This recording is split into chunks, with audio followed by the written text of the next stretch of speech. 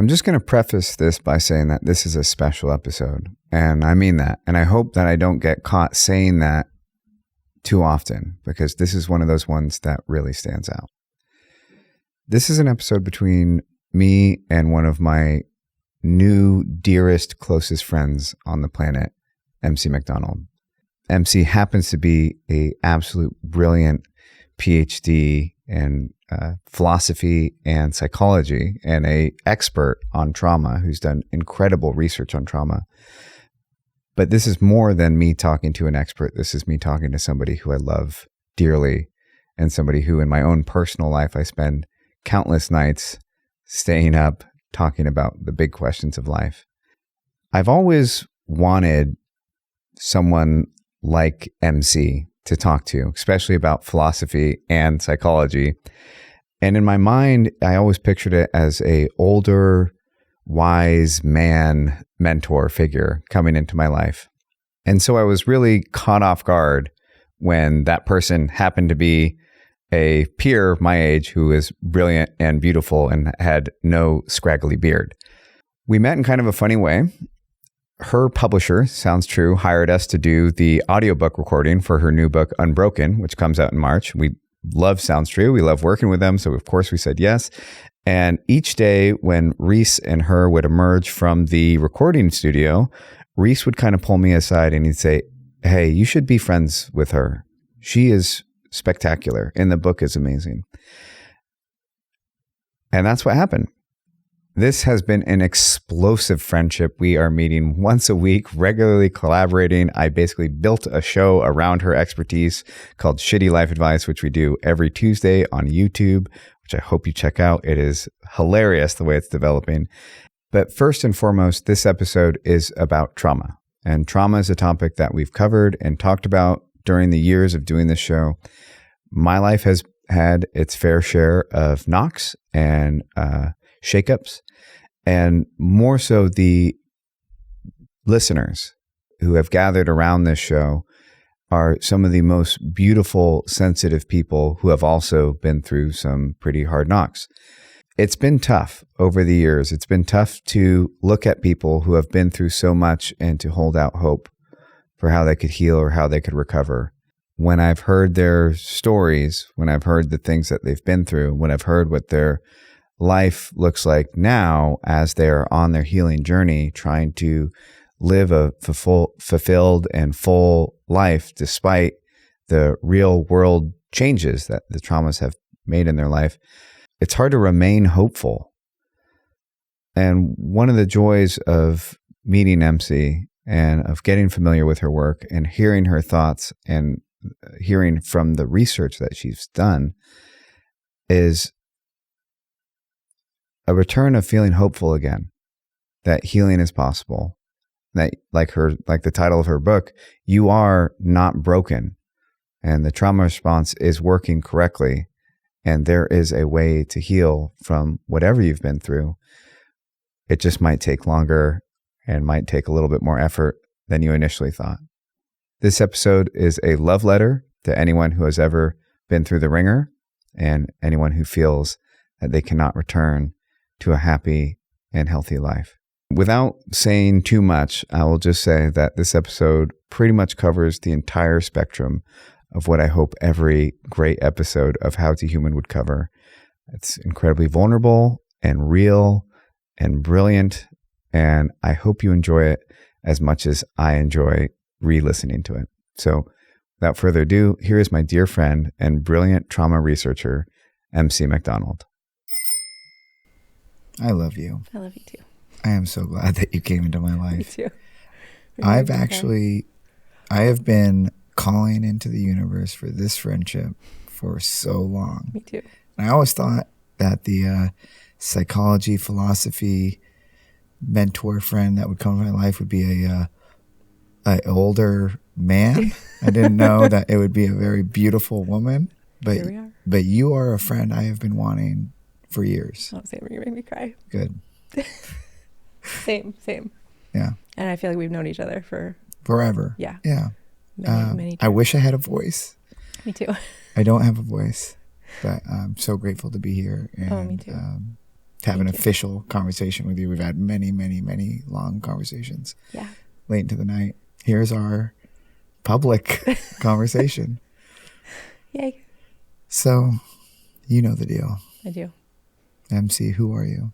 I am a sparkly little soul riding around in this particular body, trying to figure some stuff out.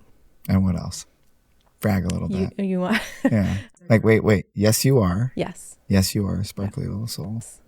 It's sparkly. You know it. Yeah. Very sparkly. I am a PhD trauma researcher, a college professor, an author, and a life coach. And you have studied both philosophy and psychology. Yeah. Which for me is like the greatest treat in the world. And neuroscience. Just be able to call you up. This is why it's so wonderful to know you, because so many people in so many spheres have, like, I've been the outcast for that exact reason, that I'm so interdisciplinary and bring in all these things, because then you kind of don't fit in any area. Yeah. And they, you know, people are always looking at you sideways and saying, like, what, you're doing that. Why are you here? Why are you in this space? So finding someone who appreciates it is super rare. I appreciate you. I appreciate you. This conversation, if nothing else, is a celebration of your book. Oh, thank you. That comes out March 14th. March 14th. And it's called Unbroken. The trauma response is never wrong. And where can we buy it? Anywhere that you can buy books. It's out with Sounds True Publishing. You can find it on Amazon, Barnes & Noble, or your favorite indie. It's available for pre-order right now. So we met through this book. We did. Officially. We did. Well, we met actually once before, but you didn't know that we met. Okay, tell me that one Which again. is weird.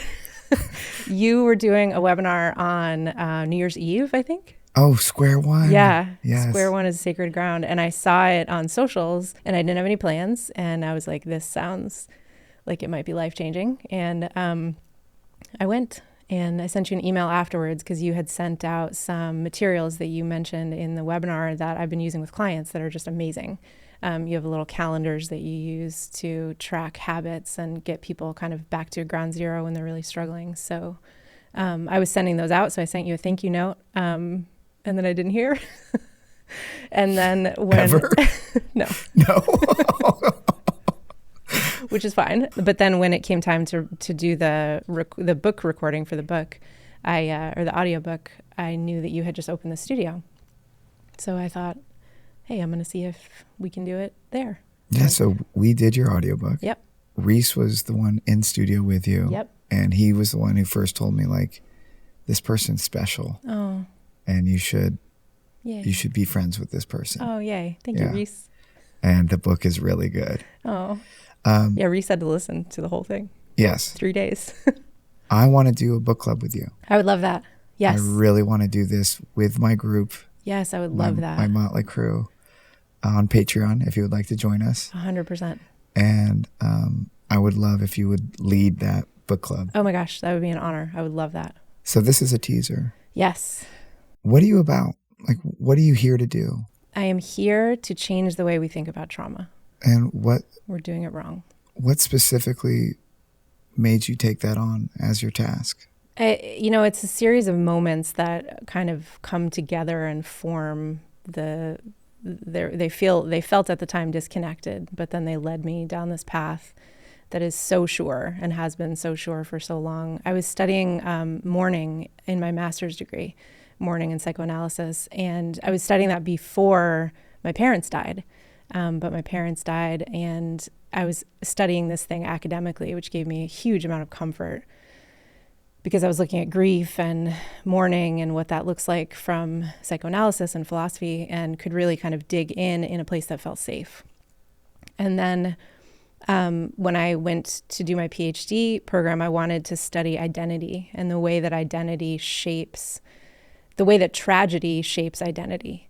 And so I pulled on trauma as sort of a case study because I kept hearing these stories of people who would say that they had this narrative, this self, this identity that unraveled when they had a traumatic experience or a tragedy. And I thought, okay, we need to get better about this. And I remember sitting on my couch in the New York Times, there was this front page picture of this veteran who had committed suicide. And it was talking about, this was kind of before the 22 a day, the 22 push-ups challenge, all this stuff. There was not a lot of knowledge about how suicidal our veterans were. And I thought, man, this is avoidable. We've got to figure this out. We've been studying trauma since the 1800s. Like, what are we missing? So I dove in. And the first thing that I did was try to get the definition. What is trauma? And I found as soon as I peeled back that curtain that there's huge debate in the field of psychology about what a traumatic event even is. And so then I started pulling everything, philosophy, psychology, psychoanalysis, and then dove into neuroscience. Like, we gotta figure this out. Can we back up a bit to identity? Yes. Yeah, okay. Of course. So what'd you learn about identity specifically? I'll give you like the prompt from my life because I'm going to selfishly try and benefit myself from this. Please do. So I don't feel like a solid identity. And I imagine a ton of other people do as well. I know people who do have a solid identity. But very much throughout life and throughout daily life, it almost feels like I'm still trying on personas and trying to figure out what I am, what my desires are, what my history is, how they all are one thing. And so if you listen to these conversations, I think throughout the years that I've been doing this, you might even hear me for sure trying on something different. But for whatever reason, maybe it's that, I've interesting uniqueness about my experience, but I don't think my experience is unique. We're first sort of told who we are from an outsider, right? Like our first identity is like, oh, you were such a sweet kid. Like you're so this, you're so that. And I think that's maybe part of what my like adolescent insanity was going like, I'm none of those things. Oh like, yeah. All bets are off. Yeah. I remember, this reminds me, I was teaching, this was an internship that I had when I was in college, and we were doing philosophy at a charter school with like 7-year-olds. And we did, I can't believe I haven't thought about this in probably 15 years. And we did we were working on identity, and we gave them these little tiles and all this art supply. And we said, okay, kind of think about who you are, who you want to be, and then put something on the tile. And we thought this was genius. Like, we thought it was the best thing. We could talk about identity. We can do this, all this stuff. And one student kind of immediately took off and hid in the corner. And I crouched down and I sat with him and I was like, what's going on? Like tell me what you're feeling. What's up? And he's like, I can't pin myself. He didn't say that language. I can't put myself in a box. And I was like, fuck. Yeah. I don't want to be in a box. No, totally. But I know that my identity is so probably unhealthily linked to some of the pain that I've had. For sure. Like, I'd say half of my identity is the royal you. You cannot possibly know what it is like to be me. Yeah. Ooh, right? I feel that when you say that. Like, there is no way you're walking around with what I'm walking around with. Yeah. Yeah. Pain can be so isolating. Yeah. And then, So I want to go back to the original question that you had about identity. Please, yeah. Like, what is it? And I think like I'm searching in my head as we're talking, like, what is it? What is it? What is it? And I think the best kind of metaphor I can come up with is that it's a tapestry. You have all these threads, and some of them are stories other people tell about you. Right? There was a story that my mom always said that I laughed like before you're supposed to laugh. I don't know what that means, but I guess there's like there's a point at which kids usually laugh, and I laughed earlier than that. I've always held on to that as like, this is a piece of my identity. And then there's also stories that feel false, but you don't really have a lot of autonomy or agency over your story until you start to encounter yourself in the world and to behave and make choices. And then the tapestry starts to get, even more varied in its colors. And I think one of the things that happens with pain and trauma is that we see a lot of similar colors in other people's tapestries, right? So everyone you're around has little stories that are funny from when you were a kid, or things you did that were stupid when you were 10 or whatever. But when there's pain stuff, and especially when it's early, you don't see a lot of those colors mirrored in other people's tapestries. And so you learn to hide them, and you feel like you are alone and no one can know what it's like to be you. I can't even almost say that, because like hearing you say it makes me, I feel it so much, All of us, I think, on some level, are reaching for something. All of us, I think Freud called it the ego ideal. And I'm not a huge Freud fan, but I do like the ego ideal because it speaks to something that I have, which is that no matter how hard I'm working, when I close my eyes, there is a North Star that's better than I am. For many years, it really hurt me because it was like, oh, I'm not that thing. But now it's more of like a bearing, right? It's more of just like a direction rather than I'm not that. Right.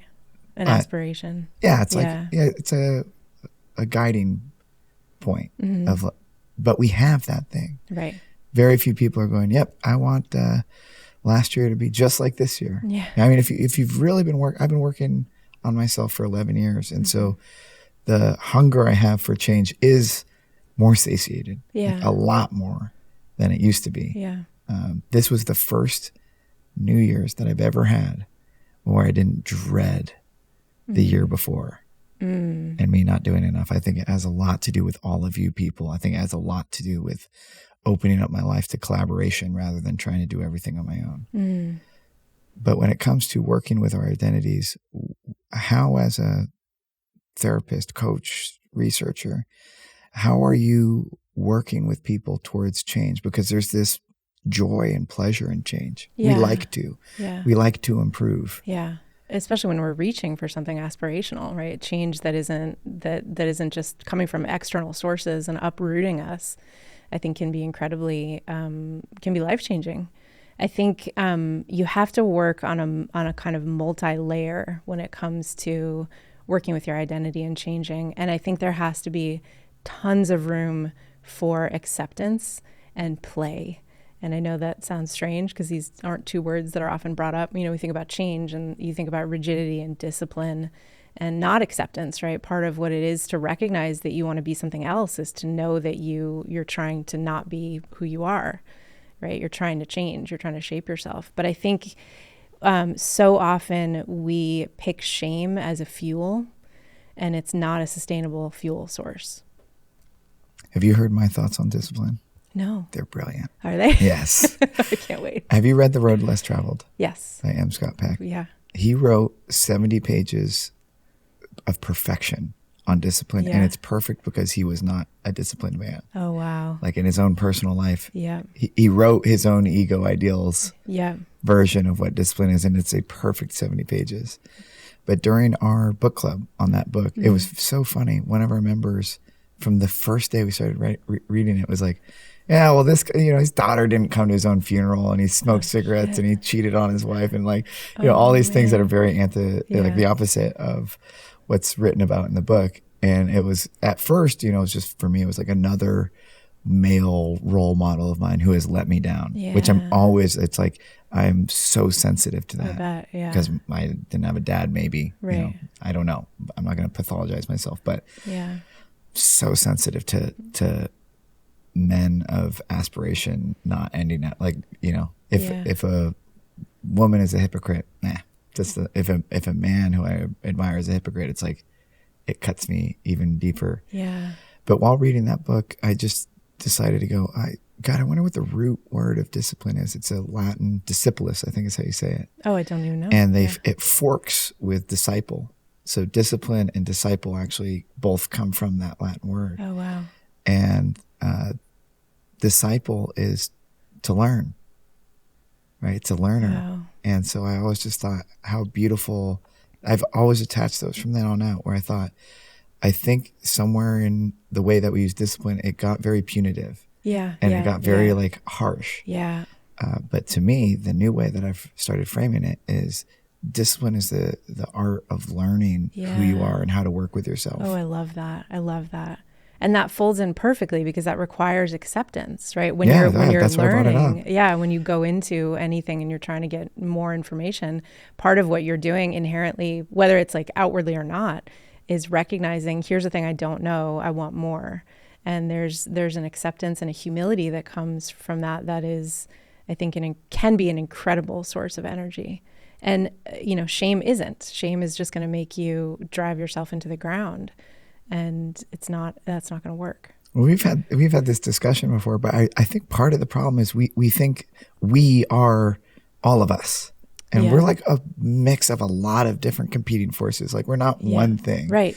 So we have our identity. Yeah. And our identity probably is like struggling to figure out why we're not going to the gym every day, because our identity wants to go to the gym every day. Right. But there's a million different, you know, there's your cardiovascular system, which has some pull on the levers. Right. There's your respiratory system. There's your digestive system. Like there's so many different. And the more we learn that these things are in conversation. Yeah. Like when we talk about them, we separate them out and say, okay, my amygdala is over here doing this, and I'm here having this conversation with you, and my digestive system is over here doing this, and I'm having this conversation with you, because it's what I can think about. All these other things I don't think to digest. It just happens. But these systems are in conversation with each other. And so if I'm nervous because of having this conversation, that's going to affect all the other systems. And then it becomes a feedback loop. The nervousness in the system then infects the thought process, and that infects the narrative. And to go back to kind of the identity thing, I don't think this is the only thing that makes up our identity, but I think it's critically important for human beings because our psychology is structured narratively.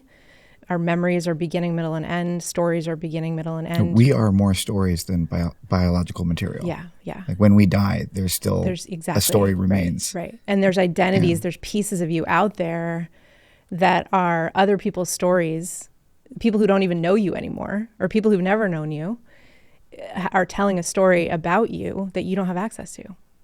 Yeah. And then there's the story that you're telling yourself, and you're telling that story in 3 directions. You're telling it into the past. You're reconsolidating all your memories all the time and trying to figure out what they mean. And you're telling a story of the present, and you're also telling yourself into the future. And when something traumatic happens, that narrative shatters. And so when you're someone who doesn't feel like you have a strong sense of singular identity, it could be because the narrative feels disconnected. It feels like it's not cohesive. I think there's work you can do narratively to make it more cohesive. But I think sometimes trauma is the thing that does that for us. Because when something shatters, we are forced to recognize that it exists. Yeah. Speaking of competing forces, the trauma, the tape recorder of past experiences is also one of those competing forces, which in my day-to-day life, I'm so disconnected from my trauma. Yeah. Like I'm not walking around aware of all the stuff that is actually deep in the background. Yeah. Some people are very aware, and they know where to be sensitive with themselves. Right. And even those people are not as aware as they think. Right. But, just from my perspective, it's like I am always caught off guard. Mm-hmm. Oh, yeah. And I always, if I open up the email and I feel paralyzed, rather than be like, well, look, man, like you've had such a chaotic life and you've been ignoring your email, and now guess what? You're looking at chaos. Boom. And that's kind of intense for you. Like you haven't been doing the daily upkeep to make this work with the way that you work best. Rather than doing that, I'm just like, again, shocked. Like, how could this be? How have I become so weak that a fucking email has crippled me? I have 2 things I have to say. One is the weak thing is the reason I wrote this book. Okay. I am repulsed by weakness. I know. Yeah. When I'm in a partnership or with my son or Reese, if somebody is ill or sick, I'm like ready to load them into the wheelbarrow and take them out to the street. Like, you're going to make our tribe die. We need strength. Right. Yeah. And you're laughing about that, but I think, can we just go? Please, Like, you grew up with a single mom. That's a precarious situation, however wonderful she made it for you. And so you were forced to deal with those more primitive concerns more than the rest of us. Yeah, no, I was terrified of someone breaking in constantly. Yeah. And I could look at my mom and I could see that woman cannot, like if shit goes, if shit hits the fan, it's on she's not going to protect us. Yeah. Or, if she wouldn't be able to. Yeah. So that builds itself into your wiring and becomes your worldview. And I have to be very careful when I'm feeling weak and people are taking care of me, because I will bond in inappropriate ways too. Yeah. Oh, how so? I've just like, I'll fall in love. I'll be ready to get married. Yeah. Because again, it's that primitive thing. It's like, how could you love me? Yeah. Yeah. How could you love me when I'm because useless? It's so dangerous. It's dangerous. Your system is imprinting that as literal mortal danger. Yeah. Right. And there's probably some really deep shame in there too. Because when you're a kid, when you're developing, shame is one of the first things that you have access to. And so there's a lot that gets built in to shame that isn't shameful at all. And your adult cognitive brain might be like, oh, it's not shameful to be afraid of weakness. But when you're growing up, you need a huge emotion attached to that fear because your system is trying to motivate you to safety. Yeah. Again, that becomes your worldview. It gets written into your system and you can work against it. You can rewire it, but it takes an incredible amount of energy. One of the things that is going to be most interesting while working through this book with you and our amazing book club is the idea of brokenness. Because one of the things that's come up in this show is I have gotten, like, thanks to the internet, I have become connected to others, right? And other people who have just heartbreaking stories. Yeah. And there are some people that you meet that have gone through so much and are so wounded that it is hard not to go, I don't know how you get back.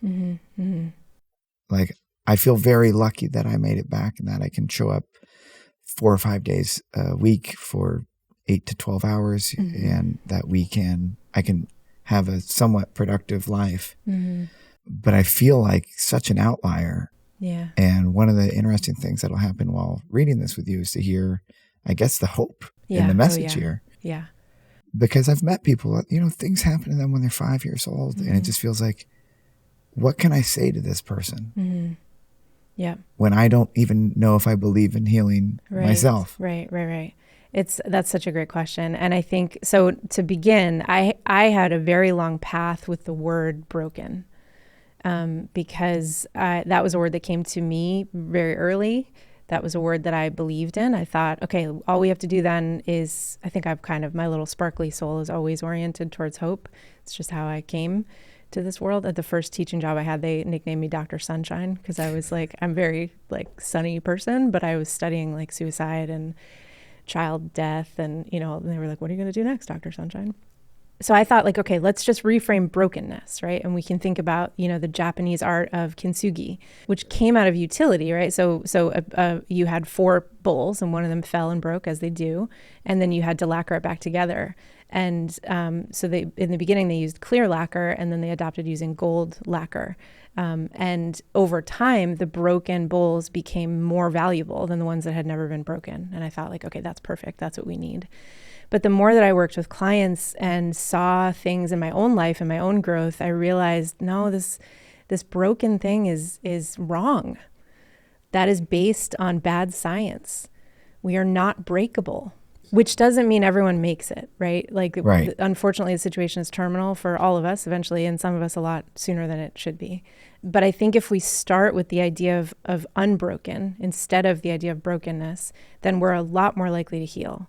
And one of the reasons why I think this work is critically important, it has nothing to do with the fact that I wrote it and want it to do well, but we are not getting people the information and the empowerment that they need to heal. And if we did, I don't think we would lose so many people. I know we wouldn't lose so many people.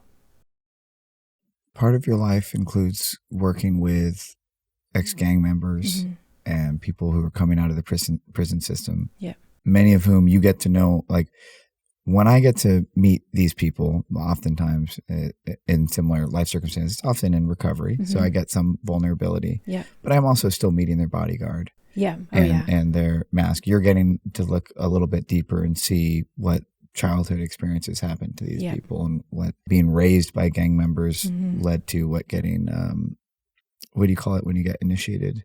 Jumped in. When you get jumped in at 11 and when you're expected, 7. Or 7, or you're expected to hurt people Yep. to fit in to your community. Yeah. How do you look at somebody who is antisocial on such a dangerous level? Yeah. And stay hopeful for each case that there's some chance. Yeah.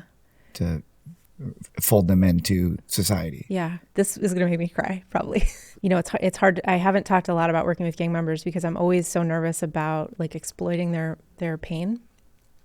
But that experience working with previously incarcerated folks and gang members was the greatest gift of my life, because I saw over and over and over and over again that there's something inside of us, in all of us, no matter what we have done, no matter what we have been through, that never gives up. And that beautiful little pre-jumped in, pre-violent, pre-guarded self is worth rescuing. And it is pure and accessible. We just need the patience and the like bravery to find it. I don't think there are bad people. It's not a thing. There are just dangerous people. I think people. What's the most pragmatic way to? Because I feel like there is extreme risk out there. Yeah, for sure. I'm not trying to moralize people, but I just, I do want to be. I would love to find the middle ground of how to stay safe and optimistic for our listeners. Yeah, yeah. Where you're not putting yourself in danger trying to rescue people. For sure. Yeah. For sure. And I don't think that it's appropriate to, when I say rescue that little being inside themselves, that's something that you have to do yourself, right? I love your quote of, what is it? The good news is that the good news, you're a hero. Yes. The bad news, you have to save yourself. You have to save yourself. Yeah. And I think one of the ways that we do that is safe and accessible to each other is by providing what I call a relational home to each other, which I can unpack in a second. But I think, to your point, there are people who behave in very dangerous, violent ways. There's no denying that at all. The thing that I reject is that the idea that those people are bad. Right. Those people are in pain. And I think understanding that distinction is a great starting point for unraveling how you get there. Because if we want to change that in our society or even in an individual life, we have to figure out how that happened. And in order to do that, you have to peel away the shame and the judgment. And you can't come into the room saying... So let's talk about how that happened. Yeah. How does the trauma response work? So the trauma response is a set of default automatic responses built into your nervous system that's designed to protect you in the face of overwhelming threat. And so what happens is, and this evolved over time, so we share some pieces of the trauma response with much more primitive animals, right? So you think about like a lizard. A lizard has an amygdala, which is at the center of our trauma response in the brain. And when you scare a lizard, it runs away, right? So it has that same thing. And it doesn't think to run away. It doesn't think to run away. It's automatic, right? And often when we are developing, we're responding to the world. And part of what we are doing, especially when we're really young, is trying to determine how much danger we're in. And then our system is leveling up and down based on how safe the circumstances are. And so when you have someone who grows up in a very precarious, maybe violent experience, their system is adapting for survival. And so that can create, like you mentioned, like a bodyguard, that can create a very strong external persona that acts as a shell between that person and the outside world. That can be very gruff, aggressive, violent, angry, that kind of stuff. And it can take shape in a bunch of different ways, but basically the system in these amazing, miraculous, sophisticated ways is just trying to keep you safe. And so I think when we start there and we understand that, the way that the system gets built and the way that we can work with it, then we can actually change. So if you grew up that way, that doesn't mean you have to be that way forever. Because the most exciting thing we've realized in neuroscience in the last 50 years of studying the brain is that we aren't just neuroplastic, we are malleable. And so many of the systems that we used to believe are hardwired are simply not. We just need to know exactly what to target and how to change them, and then we can behave differently and feel differently in the world, not just in the way that we understand it, but in our bodies. So the alpha chimp, yeah, I'm going to be unfuckwithable. I'm going to be so big and bad, that no one will ever hurt me again. Yeah. That makes so much sense to me. Yeah. I don't want to deal with those people. Right. But when I see those people, I understand. I go, man, you must be really afraid. Yeah. You must be spending a lot of energy making sure that shit is never going to happen to you again. Yeah. One of the stranger responses that I've seen is like what I would call like puddle people, right? Like people that become so sensitive that when anything happens, they just melt. They're possums. How does that make, like, it just feels like, well, you don't survive in the jungle. Right. How does that survive 8 million years separating from the chimps? But you do survive, right? So the 3 default trauma responses are fight, flight, freeze. And we can talk about fawn in a minute. I don't group that underneath those 3, but people can argue with me about that if they want. And so it's very easy to depict fight in the media, right? And I think the kind of archetype that you just described is very easy to see. And that person is in some sense very strong, so they survive in another way. But when we think about flight or freeze, that also is an evolutionary adaptation. So if you think about a possum, right? And a possum, if you scare it, will play dead. Have you ever seen this? Yeah. And they can actually like get their nervous system down so low, their blood flow, their heart rate, and their respiration, so that if you walk past it, you don't think that it's alive. And if I understand this correctly, animals will be less likely to eat that thing because it could have died from eating poison. And then that animal is going to ingest that poison and potentially be at risk. And so in biology, the adaptation makes sense. Now, your question is about human beings, right? How is it the case that puddle people have made it, right? But what happens when people become puddles is that they often get attention, affection, and support. And so they are able to... Which is what they actually need. Right. Yeah. Right. And can help them kind of opt out of situations that feel really scary. So that seems to set you up for a perfect storm of shitty feedback loop. Yep, totally. Where to get what you need requires extreme distress. Right, yep. So in a society that isn't hugging enough, isn't checking in on each other enough, we're not even relating enough. Yeah, what's this? So that I've been in that feedback loop. Yeah, me too. And I know many people currently in that feedback loop. Yeah. What is the way to help support? What is the way for these people who recognize what I just said within themselves to start to... so that's an incredibly self-destructive. Completely. Like you will let your car payment lapse. Yeah. You will let your job fire you. Mm-hmm. Like people who are truly stuck in that response loop can end up at rock bottom. Totally. Yeah. Just to keep it going. And I've been there. What is it, in your opinion, what is the way to start the process of getting out of that? Because it is achieving something. Yeah. I hadn't thought about it the way that you described it. Yeah.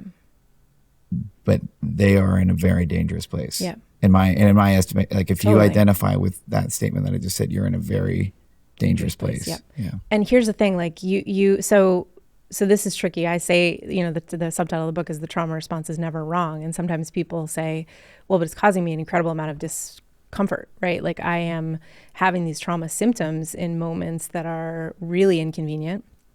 What do I do about that? How can you say it's never wrong? And the thing is that so the trauma response is adaptive. We need it. It's like the smoke alarm in your kitchen. It might be annoying when it goes off because you're cooking bacon and not because there's fire, but you don't get rid of it. That's not the answer, right? You need that alert system in your body.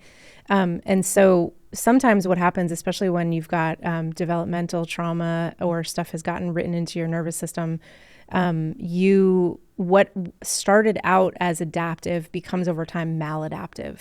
So the puddle people got the kind of attention that they needed as a child, and that worked really well for them. And then as an adult, or didn't get the attention they needed, or didn't, and then continued to do it. Right. Exactly. Yeah. Yep. And then as an adult, that becomes maladaptive.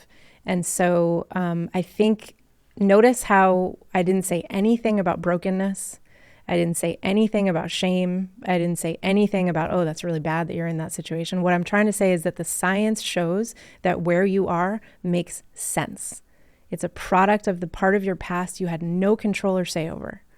So start there, right? Because the people who are listening to this podcast who are in that position are going to say, oh no, that's me. Oh no, that's me. Oh no, I'm beyond. I'm one of the people. No. Yeah. And I, to be clear, I feel that way often. Yeah. Yeah. Like the next horizon for me, I think, is like intimacy stuff. Yeah. And I was like, I have just, for whatever, I'm unfortunate to have had enough things not work out in love and intimacy that I am now starting to feel like it is harder and harder to say, well, that was just it just didn't work out, but I can't wait to. It wasn't in the stars. My enthusiasm to get on the horse. I'm starting to get to the point where I can feel, there's work to be done here. Yeah. If I want to build the relationships that I want to build, if I want to have the friendships that I want to have, like the hits that I've taken, are sticky. Yeah. And I think sticky is actually a word that you use. Yep. Yeah. Yeah. That stuff is sticky. And I think like, it's funny. I just had a session with a client about this kind of thing this morning about how intimacy, I think, is the scariest thing we do as humans. Because when we are intimate, truly, truly intimate, there is no getting around our vulnerability. And so much of what we do, talk about the ego defense, from Freud, so much of what we do is try to protect ourselves from that. And so that feels to the nervous system scary. And what I see often in clients is in precisely the relationships where they start to feel safe, the stuff starts coming to the surface. And working through that and staying, not to say that you should stay in every relationship, but working through that rather than using it as an excuse to run is critically important, not just for your relationship status, but for your healing.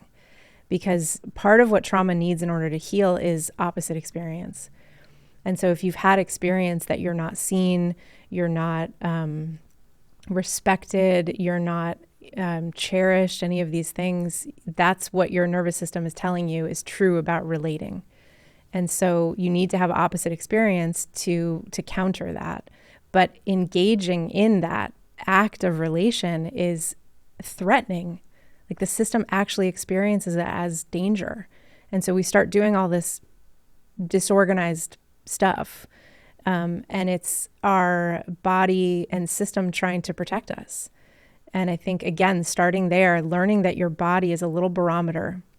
It's giving you data all the time about people, about you in relationship with people, all these things. If you can tune into the channel where that barometer is giving the reading, then you have so much information about what's going on and what you need. Does that track? Yeah, it's just a lot to... It's a lot, yeah. It's a lot to process. Yeah. Can I take a guess, though, about you? Of course you can. Yeah. Intimacy? I'll edit it out if I don't like it. Or Reese will edit it out for me if we don't like it. So tell me if this resonates and you can totally reject it. Okay. I'm just guessing. But you brought up the example before, which I think is really interesting, about this sort of like uber masculine kind of defense where you have, you get super big and super strong in order to protect yourself. You look so freaked out right now. Do I? Yeah. Okay. Well, the listeners don't know that, so only the patrons watching this on video know that. Yeah. Your defense is more sophisticated than that. You became a very sparkly self, charming, engaged, but you're holding back your truest self here and everyone else is here. And so being able to let someone in past all the sparkle. Oh, I play a dynamic game. I know. Because I did the steroids. I got strong. Yeah. Joined the wrestling team. Yeah. Oh, yeah. Took fighting. And then, I also have this, for an introvert, I don't know what on earth it made sense to develop this courtier. Yeah, exactly. Charm. Yeah, trickster. Yeah, trickster. Yeah. It's super sophisticated because you took all the tools you could possibly find and access. It's like you sat in the back of the room and you were like, all right. Well, I literally did, actually. Oh, did you? Yeah, I barely spoke in classes. And you were watching. I was watching. You were like, what does this person have? What does this person have? What does this person have? I'm going to grab all of it and it's going to be my candy shell. And not one fucker is ever going to get access to here. Yeah. I remember too, this guy, Jimmy, one time I was laughing about something and he just turns to me and he goes, "Do you think you're funny?" Oh, shit. Because you're not. And I remember my first thought wasn't hurt. It was, oh, that's good. See, yeah. That's going in the tool belt. Yeah. When I need to hurt somebody. Right. So it was always searching, always like, yep. Oh, that worked really well. Right. That worked really well. Rather than like, I'm just going to be Sam. It was a collection of. Right. So you said a little while ago that your trauma is kind of in the back, right? That it's not in your everyday. But I think what you just described is. No, what I'm meaning to say is that it doesn't live with my consciousness. Right. Yes. So it's like, it's like wearing a big backpack, and then every time you turn around and the backpack's knocking things over, but you're not aware that you're wearing the backpack. Yeah. So you keep forgetting that it's on. So you're like, what the is my ass that big? Why do I keep knocking things over? So there is a disconnect, and I think it's totally survival. Yeah. I think it's like a camera iris that I got to keep it really stopped down, really small, because if I for a second just open the aperture up and look at it's gonna blind me. Yeah. And it's yes, and your system would never let you do that, so you don't have to worry about that. No, I'm safe. Yeah. And I want you to hear, as my friend Sam, that you shouldn't have had to be that hypervigilant so young. Oh, thanks. Like, that's heartbreaking. Yeah, a little bit. A lot. Because that's when you noticed the hypervigilance, which means it was there a lot sooner. Right. And it's not supposed to be that way. Well, it is for me. I know. It's really hard not to hug you. I know you can't hug me. It'll ruin the shot. So what do I do? This. What do I do from here? This. You do this. You recognize that that's motivating some of your behavior and some of the way that you see the world, and you just note that. And then when you start to behave in ways that doesn't make sense to you, then you say, hold on, what's going on here? Because here's the thing that we haven't talked about, kind of traumatic memories yet. But what happens when you're developing, or when you experience anything that's too overwhelming to process, right? You mentioned the tape recorder a little while ago. The tape recorder like shuts down when you have too much overwhelm. And the way that I think about it is that you have this part of your brain called the hippocampus, which is where all of your long-term memories get stored. And so between 4 and 24 hours after any event, you get a file. And the file is supposed to have narrative content that makes sense, beginning, middle, and end, emotional content, what kind of emotion was operating at the time, and then kind of a set of tags of meaning. When did this happen? What does it mean? What did I learn? So, and the reason your brain organizes things like that so efficiently is because it helps you navigate the world. You don't have to go searching to connect the dots all the time. Is that mushroom poison? I can't really remember. Let's give it a shot. That's not going to work out. So the little guys in the file room are incredibly precise. And when there is, when you have an overwhelming event, there's a file that gets created, but it's imperfect. It's disorganized in some way. So it might have pieces of a narrative that don't really fit together. It might have tons of emotional content, very little narrative. It might have a narrative and no emotional content, or it might not have the right meaning tags. And the little precise file guys in the back of your hippocampus don't like that.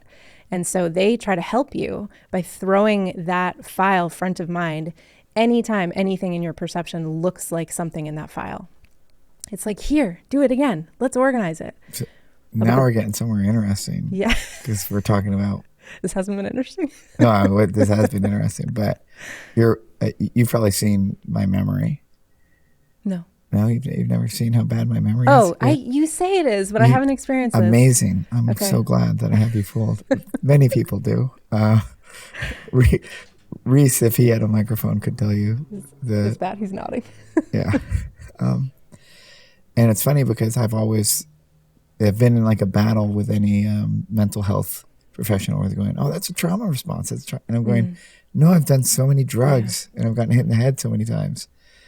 And so that's why when we first started talking, I was like, can we get brain scans? Yes. Because I would love to just see, like, is there actual recognizable damage or is it really some complicated trauma algorithm, which I don't know. Listen, from what you've told me, and again, I'm guessing, I can't see your brain and I don't know where to go. Yeah, we will we should do this and make a documentary about it. But from what you've told me about the vigilance that rooted itself in your nervous system at before 6, you had a lot going on. When the brain is hypervigilant, a lot of blood flow is going into the prefrontal cortex, the visual cortex. It's trying to like notice everything. Your working memory, the memory that you need to remember tiny little details, is probably on fire. But that pulls away, the brain has limited resources. So that's going to pull away from the hippocampus, the long-term memory, especially if the hypervigilance goes on 24/7. Right? We calibrate our memories and recalibrate our memories in the hippocampus, usually in times of rest or when we're sleeping. And so if that didn't happen for you, then it's possible that your hippocampus is less efficient and effective than it would be if you didn't have that experience. Add to that drug use and getting hit in the head, and that can further damage things. But I bet that was an issue before. Does that make sense? Before drugs and hits. Maybe. Yeah. Maybe. We'll see when we get We'll see. Yeah, we'll see. It's one of those things where I feel like if I get to look at the imaging that they do, it'll be like such a great. It'll be wild. Yeah. Yes. Yeah. If you would like to help fund my brain scan, their insurance is not interested in covering my brain scan. Brain scan for the purpose of curiosity. Support us and join our lovely community by going to our Patreon, which is in the description. I don't want to kill the fundraising vibe, but no one will join. Don't worry. I want to tell you something disappointing, which is that even if you did scan your brain, there are so many factors in your nervous system that are impacting things that it's really unlikely that you'd find like one pinpointable issue. We know that in the brains of folks who have PTSD, there's diminished activity in the hippocampus and a lot more activity in the limbic system, in the amygdala, and other structures that are responsible for panic, because it's their smoke alarm, and the smoke alarm is going off. There's tons of energy being pulled there from other resources, which again, I want to underline is really cool, right? Because even though it has negative, consequences, and your memory might not be as good as you want, it's an adaptation that's aimed at keeping you alive. The trauma response is rooted in strength, not weakness. Yeah, it's a survival. Yeah. And we've been getting it wrong for 150 years. Enough. The science knows better. It's time for us. Tell me more. So in the 1800s, before we can look at the brain, all we could do was guess about what was going on. These people had these incredibly confusing symptoms that seemed to shift, and no one knew what was going on. Freud and co.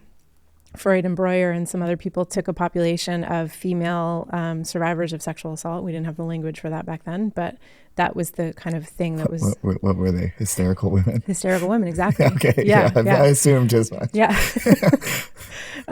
Exactly right. And they tried to figure out what was going on, and they have this sentence in the beginning of studies on hysteria where they were like, we think it might be from the past. Like, we think that there's a precipitating event that causes these symptoms, and we don't know what it is. And through their work with one of their clients, Anna O, they discovered what they called then the talking cure, which is the whole basis of psychology as we know it. Exactly, yeah. What they theorized was that if you could sit in a safe place with someone and talk about what had happened that was too overwhelming to process, that person could help you process it, and then your symptoms would go away. And they had success.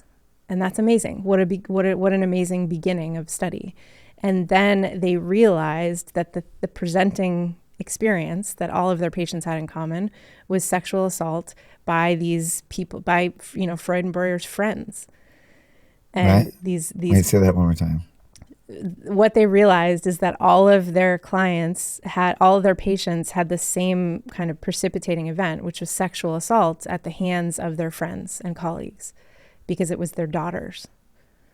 And so to come forward and say, what's this blowing your mind? Or am I just not making sense? I'm trying to wait. So you're saying that the doctor's friends were assaulting their spouses. Their daughters. Yeah, each other's daughters. Yeah. So this is like a cabal? This is commonplace. Like, so I think it was just really common, unfortunately. And so what they then they realized, if they were to go forward with their work, that would put them at an incredible risk, because they were going to be maligned by all of their colleagues and friends and, you know, higher ups in society, because these were their daughters. It was a small community to draw from, right? People who could afford psychiatric care at the time in the 1800s. And so they renounced their work.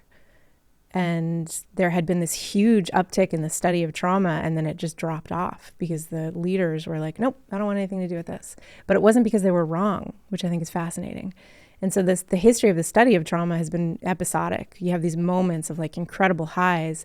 Everyone wants to talk about it. Let's figure it out. And then it just drops off for one reason or another. Yeah, for me, and this is one of the earlier discussions that we have, for me, the struggle, the dance is like, what is the sweet spot between moving the fuck on and acknowledgement? Mm-hmm. Because you see it like so overblown in so many different areas. Like I see people that are acknowledging their trauma and affirming their trauma, and they're also never going to get better.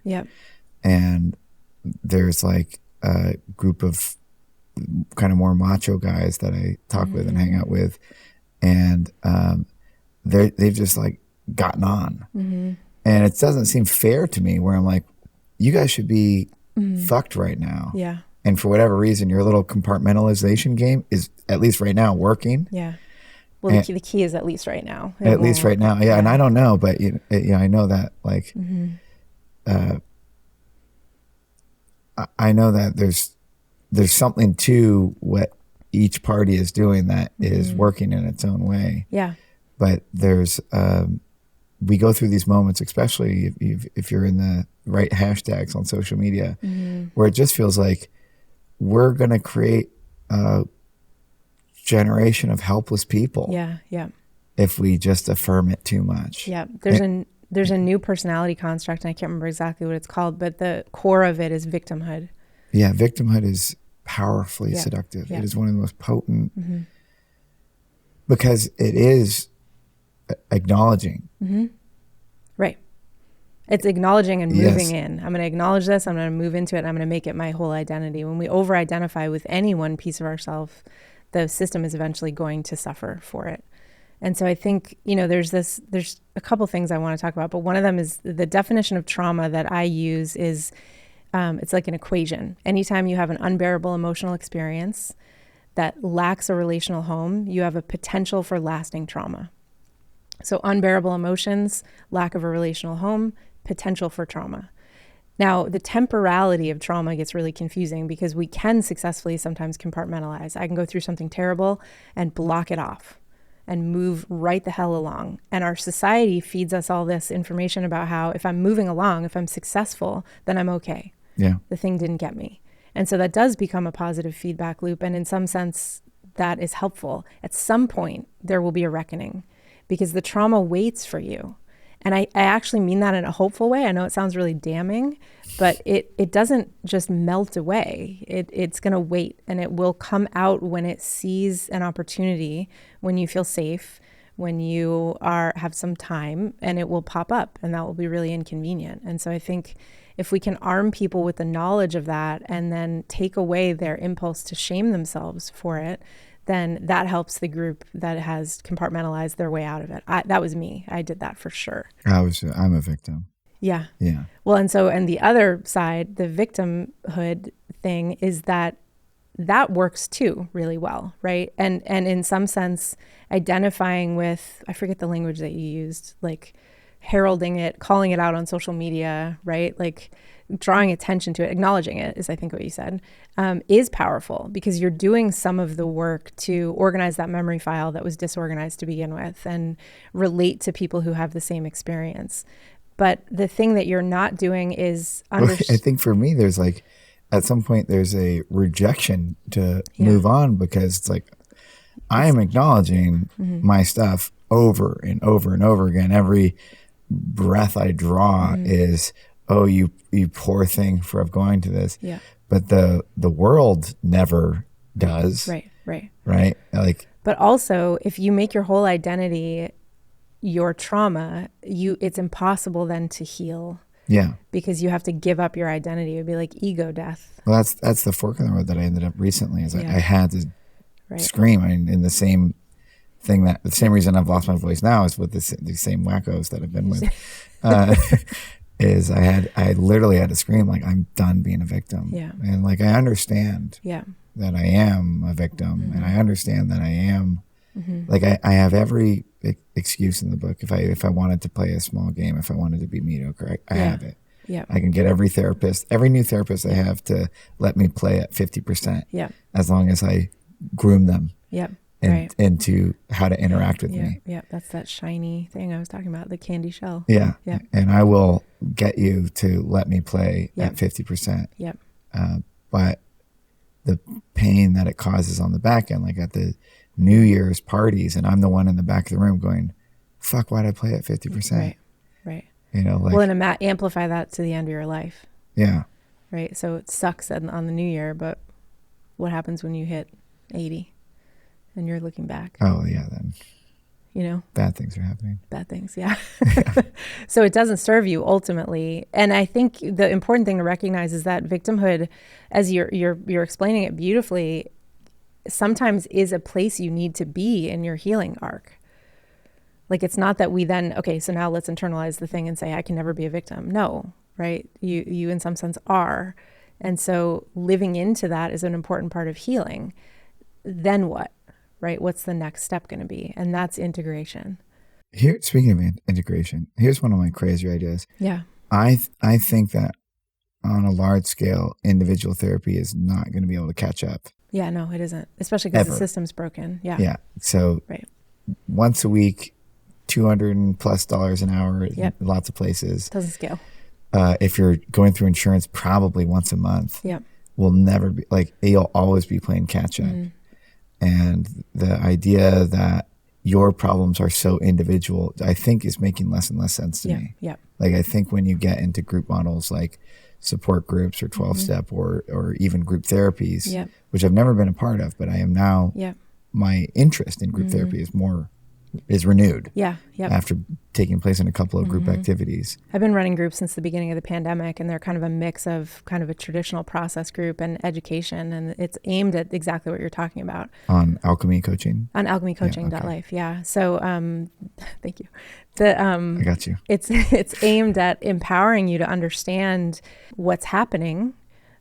So there's the education piece. Then there are tools that you can use in between sessions. So you're not just like, because that's the other problem with scalability when it comes to therapy. If you don't get tools to take with you, then you're really only working that 1 hour, right? And so it's tools, but then it's also community, because when we help each other heal, we heal.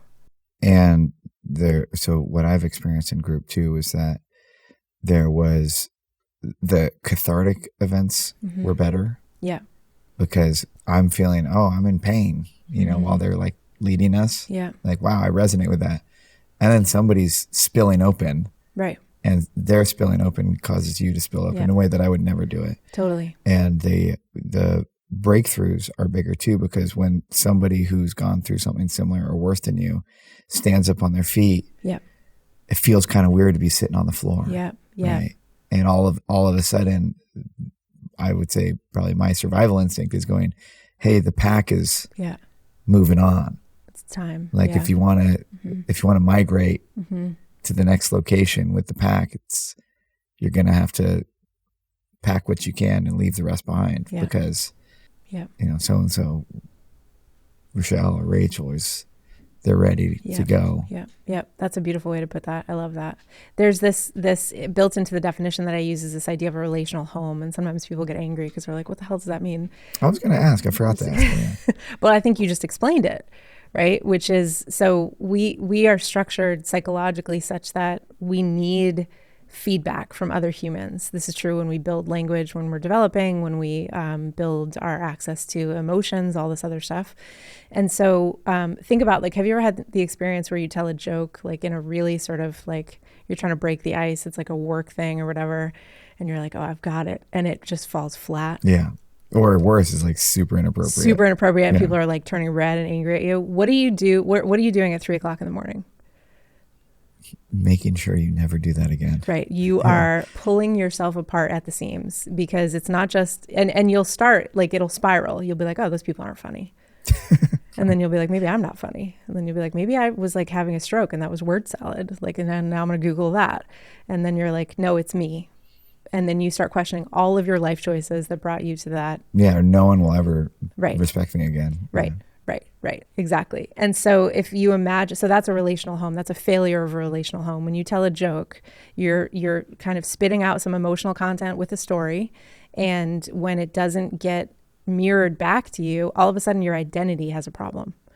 So imagine, so that's just when you tell a joke in kind of a work situation. Now imagine if it's the biggest thing you've got, your biggest secret, the thing you have the most shame about in your world, and you share that with somebody.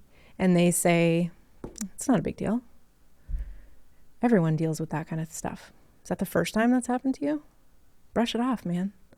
You're broken, right? Like, you're now, if your identity was in question when you had the joke, what is it like now? And so I think when we are able to, in a group or one-on-one, and this doesn't have to be with a therapist, this could be with anybody, say, oh man, that sounds hard. Then we're providing a relational home. Or we're saying, oh, this person got up and I've been through that and maybe I can get up too. They're giving you a relational home without even directly addressing that. Yeah, one relational home that has just been created in our little group, our online group, is one of our members who shows up every Monday got fired. It was a good firing in a way, because her boss was disgusting. And like, we everybody kind of secretly was hoping that Carol was going to quit her job. Yeah. And then she got fired. And for the last meetings, when we would all kind of meet up and do little study halls, like, rather than her writing poetry or drawing or something fun, she was just sending out job applications. Yes. And on group level, she worked for weeks sending out job applications and getting close in interview processes. And everyone's witness to this. Yeah. She just accepted a job. Hey, congratulations. Yeah, right. And so our group now has, like, I saw it from the outpouring of support, and I saw it from the way that the rest of the group, like Carol was updating me. Oh my God, I'm getting texts from everyone. Yeah. Oh. I saw now that our group that meets regularly now has a foundational stone in that work. Yep. That if anybody is ever in that place, we now have Carol there, who is the totem to, hey, just, let's send out applications, let's get it done.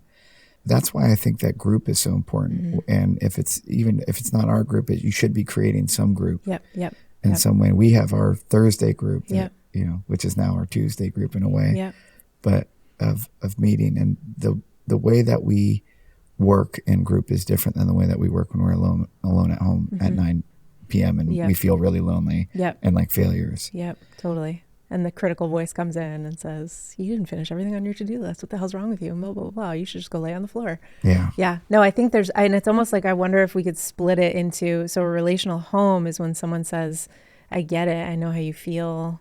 You're okay. And then there's something that's happening in that group that's like relational action. Yeah.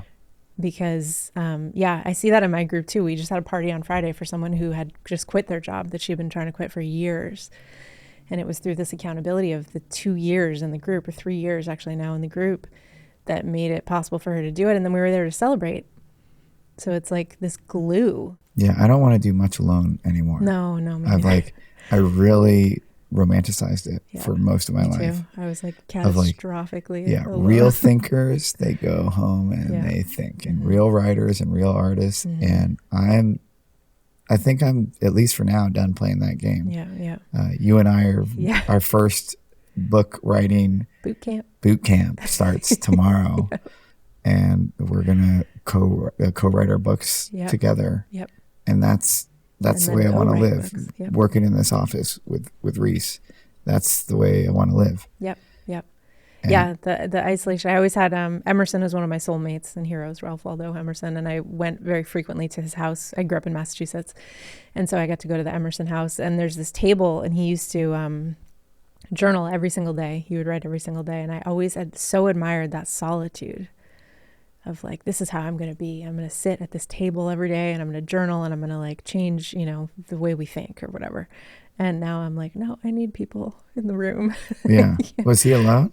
He was, yeah. I mean, he was in his family home, so his family was around, but he was very... How did they do it? He spent a lot of time alone. He was sad. He was really sad. Okay, good. Yeah. He suffered. I'm glad to hear that. No, he gets called cold very often, and I think he was in pain. I know he was in pain. He wasn't cold. Yeah. Triggers are tough. Triggers are tough. Because they're so easily manipulated. Oh, say more. What do you mean? Okay, so... Once you are trying to live this sensitive life and be a good, outstanding member of society, you mean not numbing with, and like, you know, listening to people when they tell you stuff. Yeah. You will, like, I have found it is hard to tell when somebody is just like trying to change my behavior for their benefit, or when they are truly having a triggering event. And there's like a lot of this like, hey, you're triggering me, rather than when it could just be said like, hey, you know, when you do that, it really bothers me. Yeah. You know, rather than what I think a trigger is. Yeah. I think it's just like, I'm fumbling this a lot, but no, you're making perfect sense. I think exactly what is at the heart. So there's a section in the book called Avoiding the Trigger Trap. And I think that has become a very sexy word, and we have weaponized it. And we no longer mean what we used to mean when we say that we are triggered. Often what we mean is, I'm having a feeling. Yeah. I don't like this feeling. It's inconvenient at this moment. And so now everything shuts down. And I think it's really critical. Like, words matter. So right? Are you anti-trigger? I am anti-trigger warning, actually. I got in a little bit of trouble very early in my academic career for writing a piece about against trigger warnings, because they don't actually help people who have trauma. In fact, they often make them feel more isolated. And so an example you can think of is, like, let's say I'm teaching in a college classroom and I teach a class called Trauma in the Troubled Mind. And we watch a lot of movies and we look at a lot of depictions of what trauma looks like in the media and talk about the ethics of trauma. And if I have veterans in the room, everyone knows they're veterans, right? Because we probably had this conversation. We get intimate in my classrooms. And so we have this conversation in the beginning. They know, you know, students know who the veterans are. And I say at the beginning of class, hey, trigger warning, we're going to watch American Sniper. And so that's going to have some violence in that. You guys are going to be triggered. What message am I sending? That we're all worried about Dan's response. Exactly. Dan's about to freak out, and everyone should pay attention, like a little bit in your periphery, to whether Dan's freaking out. And he's a veteran, so we got to really pay attention, right? Because we've built into this idea of a freak out that there's going to be violence, which is completely an irrational, awful stereotype that is not true. And so we are isolating the person who's got trauma even further, and also making everyone freaked out. And so what I do in the beginning of class instead is to say, hey, this class is about trauma. That's going to make you feel things. Those things may be inconvenient. If you can't handle that at any moment, you're more than welcome to do what you need to take care of yourself.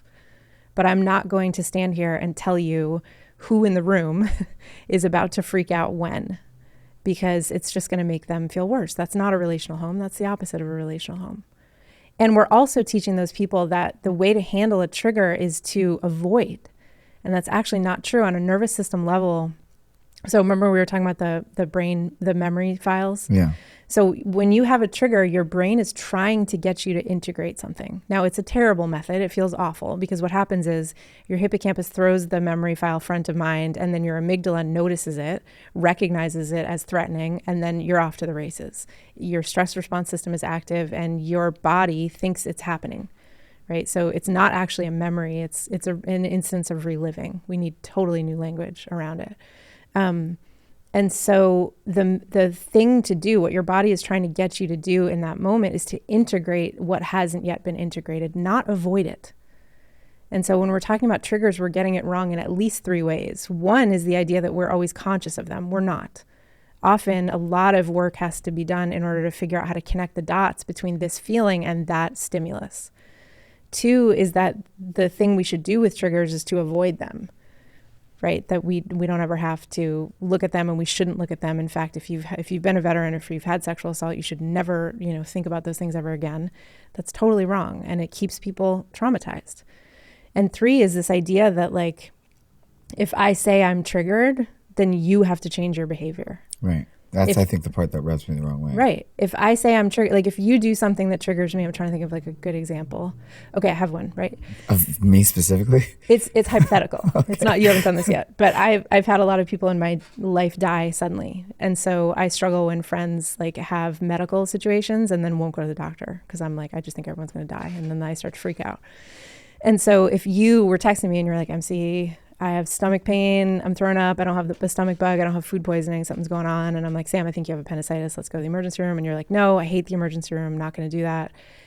I'm going to start lighting up, like freaking out, panic. You're going to die. I'm sure of it. These aren't even conscious thoughts anymore.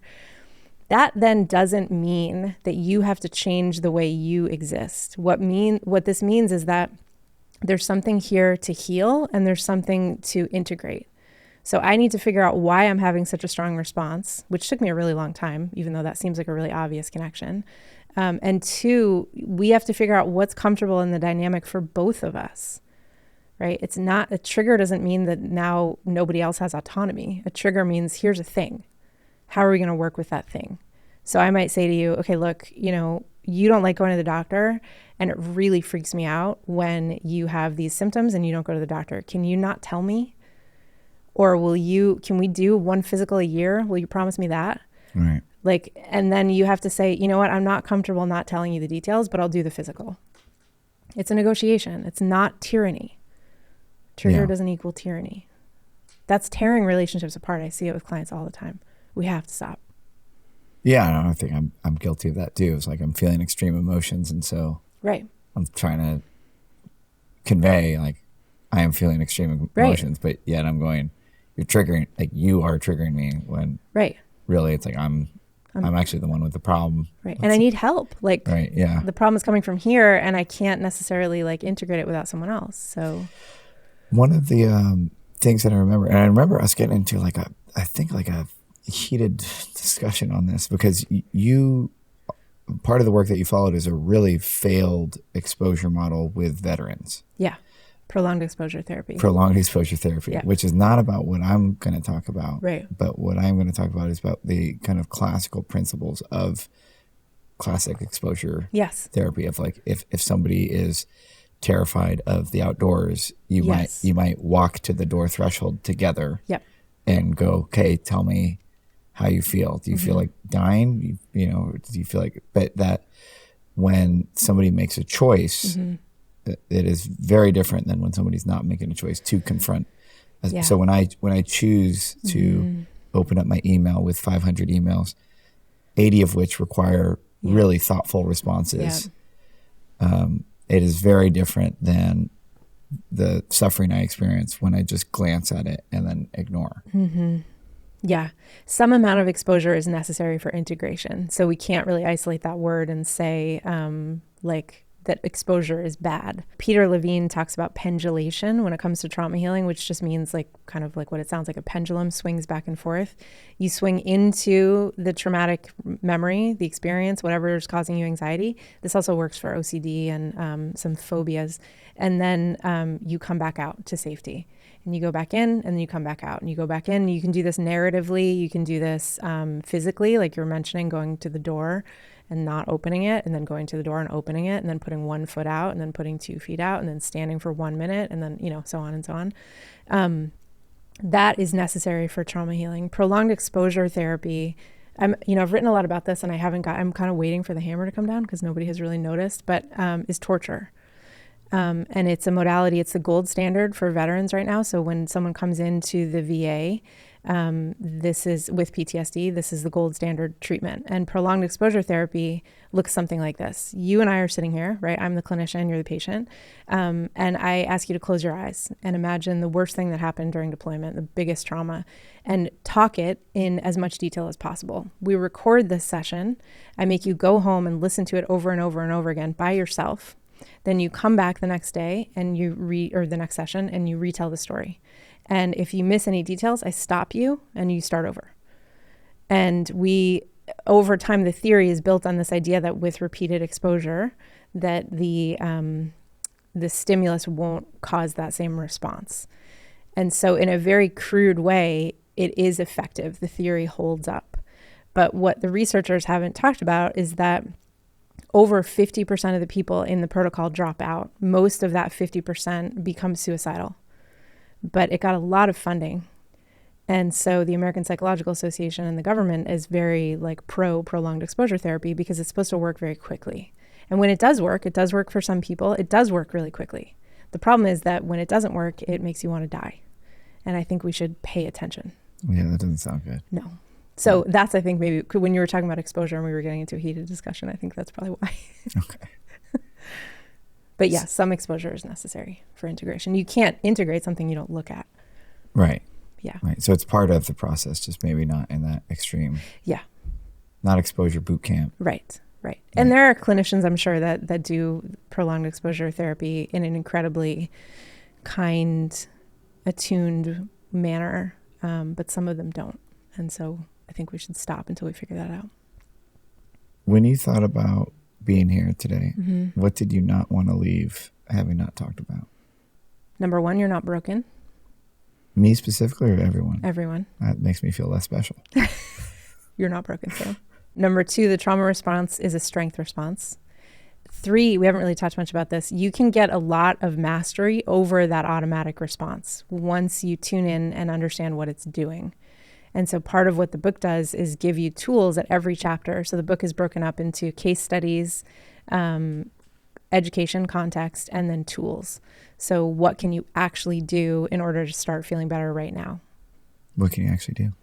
So many things. You can regulate the nervous system. This is something that we don't teach people. And so when your nervous system, you can't get rid of the automatic default responses, fight, flight, freeze. Those are built in. What you can do is learn how to intervene on them when they pop up in inconvenient moments. And so if you learn a little bit more about what the barometer is telling you, then you can intervene more quickly. So there's two methods of regulating the nervous system. One is top down, which is when you use your brain, you kind of manually force blood flow and electrical activity into areas of the brain that have become disconnected because you're having a trauma response or a panic attack. Believe it or not, the best way to do this is Tetris, because it's a game that requires it makes an incredible bid on your prefrontal cortex, which then pulls a bunch of blood flow and electrical activity into the rational part of your brain and away from the fear center. And there's tons of different tools that are top-down tools. I talk about some of them in the book. Narrative therapy is a good example. There's some exercises you can do there. Tetris is another one. And then the other method is bottom-up regulation. And so you use the body to calm the nervous system by activating the vagus nerve, which is responsible for the rest response. So diaphragmatic breathing is one example of that. And yoga, walking, anything rhythmic will kind of do the same thing. Basically what you're doing is hitting reset on the rhythm in your body. And over time, 20 minutes or so, that gives the fear center the message that there's no need to continue pumping stress hormones. So there's lots of exercises. Some of them I made up completely and have used with clients and that are really fun. Some of them have to do with the Hope Circuit, which is really fun. But yeah, you'll get lots of tools about how to intervene when you're triggered. Wow. Yeah. I can't wait to dive into this book with you. Thank you. Me too. You can join by going to alchemycoaching.life. Yes. Or you can join our community, patreon.com/howtohuman, and we'll do a crossover. Yes. We'll do some sort of crossover event together. Yeah, a book. The first of many. Yeah. I actually think you and I should host the next Square One of Sacred Ground. I would love that. You should you should co-captain that with me. Yes, let's do that. Because that's something that I would love to live, and I would love your experience. Yes. Building an event for people who really feel like they're starting over. Oh my gosh, yes. That's so near and dear to me. It is sacred ground. I would love to ground you a little bit, do a little coaching with you, okay? So you close your eyes. Okay. And I want you to take some nice deep vagus nerve breaths, stretching your belly out. Go on, stay with me. Okay. Okay. Couple more deep breaths. And I want you to imagine that you, from 20 years from now, just steps into the studio. And Reese and I step out when we see her. We recognize that you two need a moment together. And you're just going to take a minute to just look at her. What does this woman look like from 20 years in the future? How's her posture? What's she wearing? Are her clothes cool? Oh, her clothes are super cool. Okay, stay with me. Close your eyes. Okay. Picture her. Picture the smile lines on her face and the new scars she's picked up on her hands or whatever you see. And I want you to ask this version of yourself, what is being asked of me? Oh. And just pay attention, then you can share what you hear. Says, what is being asked of me? Can I say? Yeah. She says, oh, honey, keep going. Yeah, I think you're on a pretty good path. Yeah. It was hell getting here, but here we are. Thanks for being such a good friend to me. Oh, thank you. And you've already promised to be a no matter what friend. No matter what. No matter what mess I make. No matter what. Okay, same to you. I fucking mean it. No matter what. Should we talk about the purple dildo? Yeah. Okay. What is this, MC? Okay. This is something I was really hoping you were going to forget about. So no, it was like the first conversation we had, and I never forgot. Was that the first conversation? It was early on. It was the first memorable conversation we had. So I was recording this book, the audiobook, at Sam's studio, which was a life-changing experience in many ways. And I was having insane dreams every night about what was going to go wrong. And you had mentioned wanting to have me on the podcast. And I was like, oh man, that's exciting. I can't wait. I'm super into it. And I went home that night, and then I had a dream that we were sitting here in these chairs. And from behind, we were actually reversed, but from behind your chair in the very beginning of the podcast, you pull out this giant neon pink purple dildo, and you look me straight in the face, and you're like, do you want to talk about this?